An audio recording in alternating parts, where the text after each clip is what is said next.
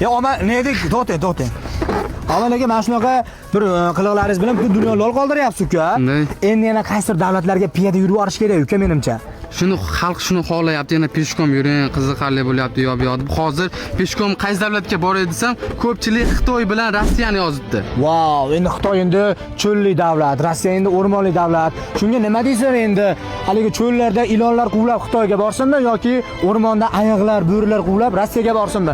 Ani yozinglarchi, Rossiyaga borsin, Xitoyga borsin. 5 kunda ichida aniqlaymiz, 5 kun ichidagi jo'nayman. Bo'ldi. Yo rossiyaliklar bo'lsa, musofirlar bo'lsa, yozinglarchi, internet sizlarga qiziq bo'lsa, bosinglar yoki Xitoy yoki Rossiya. Yana bitta qilib bering-chi. Bu pufakmi haqiqiy og'irroq narsami? Ya bu og'ir aka 32 kilolik. Yo yangida.